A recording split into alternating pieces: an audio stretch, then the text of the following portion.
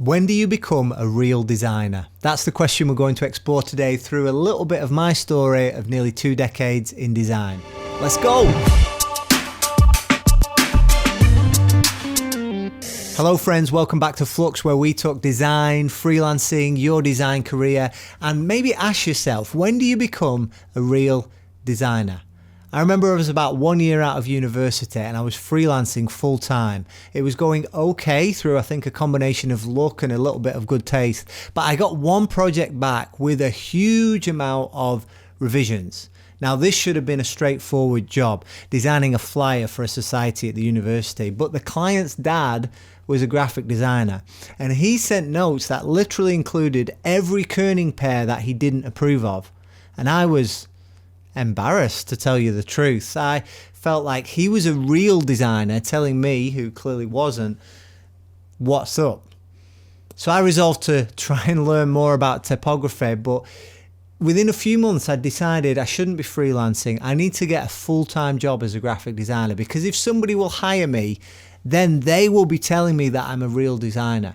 So that's what I did, and I went and worked for an agency in the city, and the first day on the job they gave me what should have been a simple task: designing a poster for a club night at the university. It was the kind of thing that usually took them about 1 hour.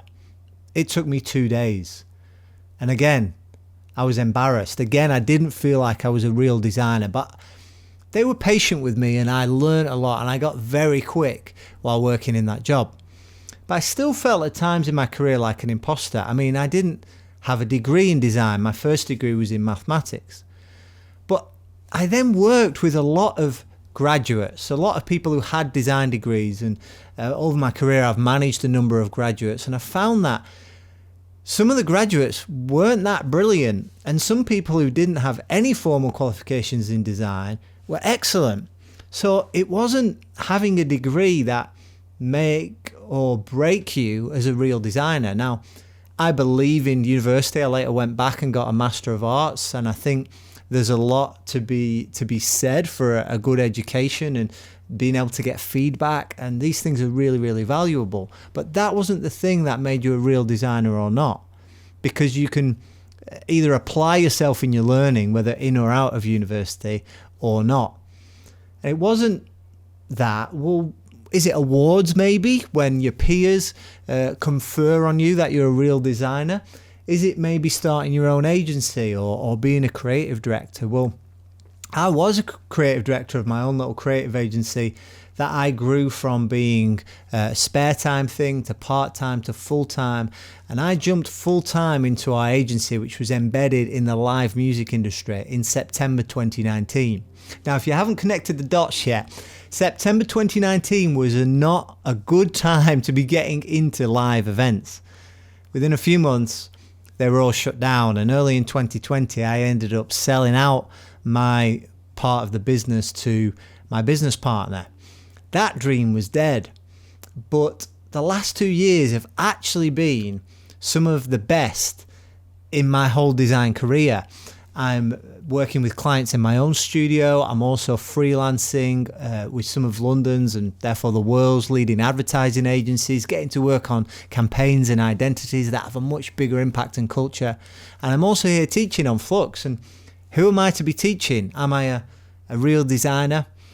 It's 18 years since I began working full-time as a graphic designer. And I'll be honest, I've stopped asking that question. The question of whether you're a real designer is not a good question. And if you ask stupid questions, you get stupid answers. And if you play stupid games, you win stupid prizes.